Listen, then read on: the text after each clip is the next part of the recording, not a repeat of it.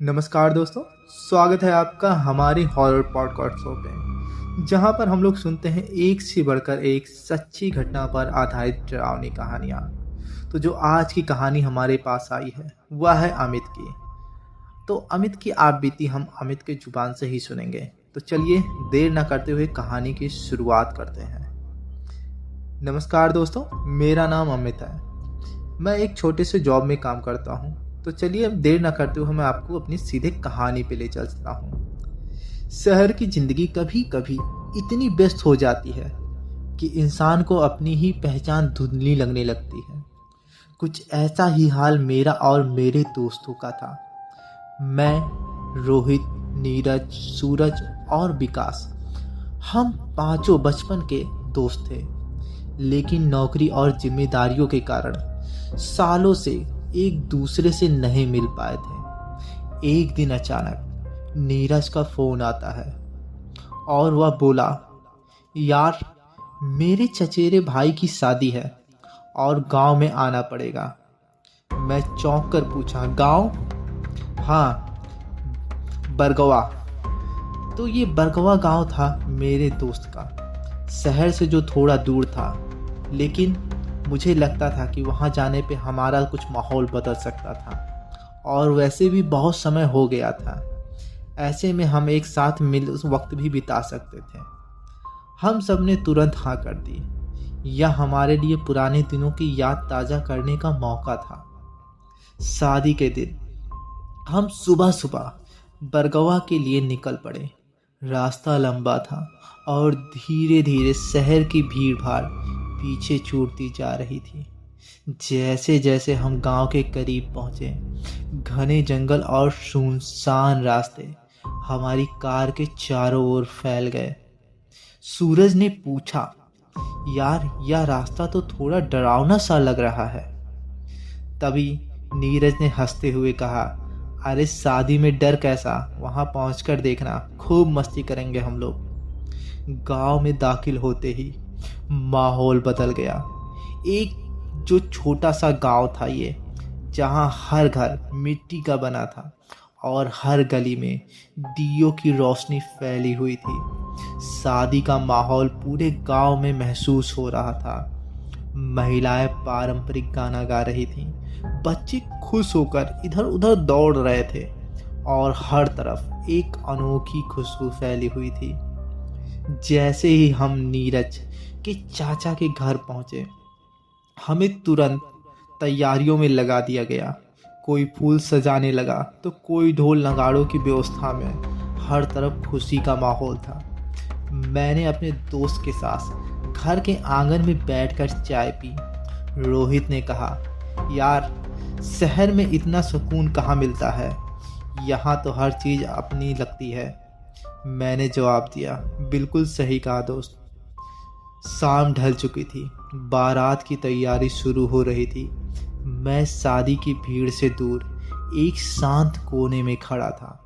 तभी मैंने देखा, वहाँ एक कोने में एक लड़की खड़ी होती है, लाल लहंगा में, सिर पर ढका हुआ घूंघट, लेकिन उसकी आंखें साफ साफ दिखाई दे रही थी।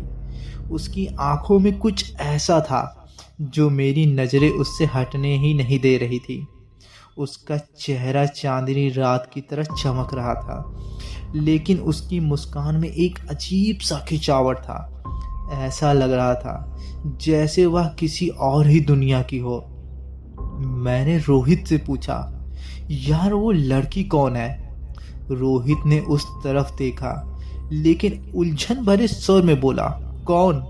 वहां तो कोई नहीं है। अरे वो देख, लाल लहंगे में कौन खड़ी है? मैंने इशारा करते हुए उसे बोला। रोहित ने फिर देखा, लेकिन उसने सिर हिला दिया और कहता है, क्या तूने दारू पी रखी है आज? तू तो ऐसा नहीं था। मैं हंस के टाल देता हूँ इन सब बातों को, लेकिन मैं चौंक गया। क्या यह मेरी कल्पना थी? मैंने फिर उस तरफ देखा, वह अब भी वहीं खड़ी थी। उसकी आंखें सीधे मुझ पर ही टिकी थीं। मैं वहां से हटकर दोस्तों के पास वापस आ गया, लेकिन मेरा मन बेचैन था। हर तरह की खुशियाँ, हंसी ठिठोली और गीत सब मुझे फीके लग रहे थे। मेरा ध्यान बार बार उसी लड़की पर जा रहा था। नीरज ने पूछा, तू इतना शांत क्यों है अमित? मैंने बात को टालते हुए कहा, कुछ नहीं, बस थक गया हूँ शायद। लेकिन अंदर ही अंदर मेरे मन में कई सवाल उठ रहे थे। वह लड़की कौन थी? वह इतनी अलग क्यों लग रही थी? और सबसे बड़ी बात, रोहित ने उसे क्यों नहीं देखा? अब बारात निकल चुकी थी। शादी की रस्में खत्म होने में देर हो रही थी। मैं गांव के चाचा के घर के बाहर टहलने लगा। चारों तरफ अंधेरा छाया हुआ था। पेड़ों की छाया जमीन पर अजीब अजीब आकृतियां बना रही थी। तभी मैंने घर के पीछे की तरफ से एक हल्की सी आवाज़ सुनी। वह वही थी, लाल लहंगे में झुकी हुई खड़ी थी। उसकी मुस्कान और भी गहरी थी। मैंने धीमे स्वर में पूछा, क्या तुम मुझे बुला रही हो? उसने धीरे से सिर हिलाया और कुएं की तरफ इशारा किया। मुझे ऐसा लगा जैसे मेरे पैर खुद ब खुद उसकी तरफ बढ़ रहे हो। मैं उसके पास पहुंचा और पूछा, तुम कौन हो और यहाँ क्या कर रही हो? उसने अपनी मुस्कान के साथ जवाब दिया, तुम जल्द ही जान जाओगे सब। उसकी आवाज़ में एक गहराई थी जो मुझे और करीब खींच रही थी।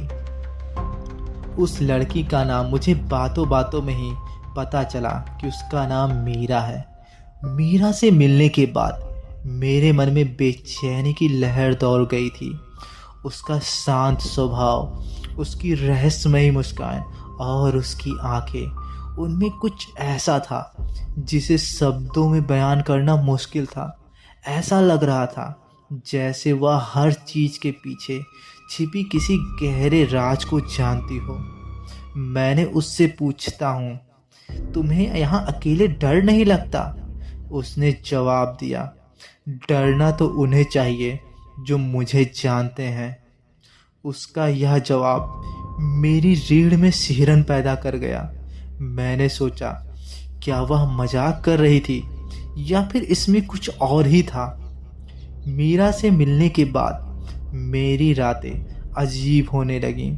उसकी मुस्कान बार बार मेरी आंखों के सामने घूमने लगी। हर बार जब मैं आंखें बंद करता मुझे उसका चेहरा दिखता।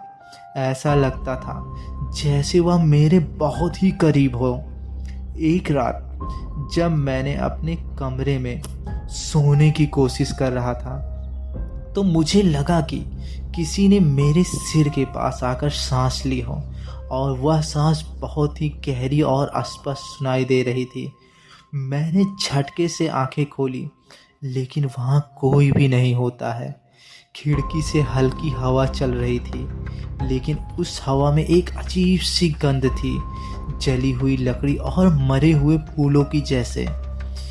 मैंने सोचा, यह मेरा वहम हो सकता है, मैंने खुद से कहा और वापस सोने की कोशिश की। लेकिन मन में ही कहीं ना कहीं यह एहसास गहरा हो रहा था कि यह सब मीरा से जुड़ा हुआ है। अगली शाम मैंने फिर मीरा को ढूंढने की कोशिश की। वह गांव के पुराने कुएं के पास खड़ी थी। इस बार उसका चेहरा पहले से भी ज़्यादा गंभीर लग रहा था। मैंने पूछा, तुम यहाँ क्या कर रही हो? उसने मेरी तरफ देखा। उसकी आंखों में एक चमक थी। उसने धीरे स्वर में कहा, मैं हमेशा से यहीं हूँ। फिर मैंने उससे पूछा, तुम्हारे घर के लोग कहाँ हैं? क्या तुम इस शादी में आई हो? उसने मेरी बात का कोई जवाब नहीं दिया। तुम इतना चुप क्यों रहती हो? उसने मेरी ओर झुककर कहा। चुप रहना कभी कभी सबसे बड़ा जवाब होता है। मीरा से बात करते हुए मुझे अचानक ऐसा लगा जैसे चारों ओर की हवा भारी हो गई हो। कुएं से उठने वाली ठंडी हवा अब मेरी गर्दन तक महसूस हो रही थी। मीरा ने अचानक एक गहरी सांस ली और मुस्कुराई और उसने कहा, तुम्हें पता है अमित, कुछ चीज़ें देखने में जितनी खूबसूरत लगती हैं उतनी होती नहीं हैं। उसकी बातों में छिपा डर मुझे हिलाने लगा। मैंने उसे कुछ और पूछने की कोशिश की, लेकिन उसने कुएं की ओर इशारा किया। उसने कहा, यह कुआं बहुत पुराना है, इसमें कई कहानियाँ छिपी हुई हैं। मैंने पूछा, कैसी कहानियाँ? जिन्हें जानने की कोशिश मत करना, यह तुम्हारे लिए अच्छा नहीं होगा। मैं कुछ और पूछने के लिए अपनी नज़रें घुमाई, लेकिन अगले ही पल मीरा वहाँ से गायब हो चुकी थी। ऐसा लगा जैसे वह कभी वहाँ थी ही नहीं। मैं खुद से कहा, यह क्या हो रहा है? मुझे कुछ भी समझ में नहीं आ रहा है। अब मीरा से मिलने के बाद मैं हर जगह उसकी मौजूदगी महसूस करने लगा। ऐसा लगता था जैसे वह सिर्फ मेरी सोच में नहीं बल्कि मेरे आसपास ही हो। एक रात मैं अपने दोस्तों के साथ था। हम शादी के खाने के बाद गांव की गलियों में घूम रहे थे। अचानक मुझे ऐसा लगा जैसे कोई मुझे दूर से देख रहा है। मैंने मुड़कर देखा और मुझे मीरा दिखाई दी। वह दूर खड़ी थी, लेकिन उसकी आंखें सीधे मुझ पर ही टिकी हुई थी। नीरज ने पूछा, क्या हुआ अमित? मैंने कुछ नहीं बोला और मैंने सिर अपना झूठ में ही ला दिया कि कुछ नहीं हुआ, क्योंकि मुझे यकीन था कि अगर मैंने उसे बताया तो वे लोग मुझे पागल समझेंगे। अगली सुबह मैं गांव के एक बूढ़े व्यक्ति से मिला जो वहाँ की कहानियाँ जानता था। मैंने पूछा, क्या यहाँ किसी मीरा नाम की लड़की रहती है? बूढ़े आदमी के चेहरे का रंग उड़ गया। मीरा का नाम मत लो, वह इस गांव के लिए श्राप है, ऐसा उस बूढ़े आदमी ने डरते हुए कहा। मैंने पूछा, क्यों, ऐसा क्या हुआ था? बूढ़े आदमी ने कहा, बहुत साल पहले एक लड़की जिसका नाम मीरा था इसी गांव में रहती थी। वह बहुत खूबसूरत थी, लेकिन उसकी मौत का रहस्यमय तरीके से मौत हो जाती है, जिसका आज तक किसी को पता नहीं चलता है। कहा जाता है उसकी आत्मा आज भी यहाँ भटकती है और लोगों को अपना शिकार बनाती है। उस रात जब मैंने सोने की कोशिश कर रहा था, मीरा के बारे में सोचते सोचते मेरी दिल की धड़कनें तेज हो गईं। मेरा शरीर एक अजीब सी थकान से जकड़ा हुआ था, जैसे मैंने किसी अभिशाप के नीचे दबा हूँ। मेरे शरीर में कांपते हुए हाथ, धड़कते हुए दिल और बार बार उन भूतिया आंखों का ख्याल जिसमें सिर्फ अंधेरा था ने मुझे पूरी तरह से घेर लिया था। वह आंखें, वे मुझे हर पल अपनी गिरफ्त में खींच रही थी। क्या वह सचमुच एक डायन थी? क्या वह मुझे कुछ छिपा रही थी, या फिर मेरी चिंता और भी डर से बढ़ रही थी और यह सब एक असली रूप ले रहा था? रात के अंधेरे में जब मेरी आंखें बंद हो जाती तो मुझे मीरा के चेहरे की विकृत छाया दिखाई देती। वह मेरे करीब खड़ी होती और उसकी सांसें मेरे गालों पर महसूस होती। उसकी हंसी मेरे कानों में गूंजती और फिर अचानक वह गायब हो जाती। मेरी आंखें खुल जाती और हर जगह सन्नाटा छा जाता था। लेकिन इस सन्नाटे के बीच मुझे लगता कि वह कहीं आसपास ही है, जैसे वह हर पल मुझे अपने जाल में फंसा रही हो। क्या मेरी कल्पना थी या एक सच? मैं नहीं जानता था। अगली शाम जब मैं गांव के बाहरी हिस्से में घूमने निकला तो मैंने देखा कि कुछ अजनबी लोग उस रास्ते से गुजर रहे थे। उनका चेहरा परेशान था और वे जल्दी जल्दी कदम बढ़ा रहे थे। मैं करीब गया और पूछा, क्या हुआ, सब ठीक तो है? एक बुजुर्ग महिला ने कांपते हुए कहा, वो लड़की जो इस गांव में आई थी, मीरा, वह किसी शापित आत्मा का रूप है। कई सालों से वह यहाँ के लड़कों को अपने जाल में फंसाकर मार देती है और उसने आज एक लड़के को अपना शिकार बना लिया है। यह सुनते ही मैं डर गया, लेकिन उस समय शाम हो गई थी। अब मैंने अपने कदमों को तेजी से बढ़ाते हुए अपनी घर की ओर जाने लगा, लेकिन उस रास्ते पर ही वह कुआं पड़ता था जहाँ पे मीरा मुझे पहली बार मिली थी। जैसे ही मैं उस कुएं के पास पहुंचा, मुझे एक अजीब सी आवाज़ आती है और वह मुझसे कह रही होती है, तुम आ गए अमित, तुम अब मेरा हिस्सा बन चुके हो और अब तुम मेरे साथ ही रहोगे। यह कहते ही वह बहुत तेज हंसती है और एक भयानक हंसी पूरे वातावरण में गूंज उठती है। यह सुनते ही मेरे होश उड़ गए। मैंने पीछे मुड़कर देखा, लेकिन वहाँ कोई भी नहीं होता है। मुझे लगा जैसे कुएं से एक खींचने वाली ताकत मुझे अपनी ओर खींच रही हो। मैंने खुद को संभालने की कोशिश की, लेकिन मैं अपने आप को संभाल नहीं पा रहा था। यह सब हो ही रहा था, तभी गांव के कुछ लोग उस रास्ते से गुजर रहे थे। उन्होंने मेरी चीख सुनकर दौड़कर मेरे पास आए और मुझे संभाल लिया और इस तरह से उस रात मैं बच गया।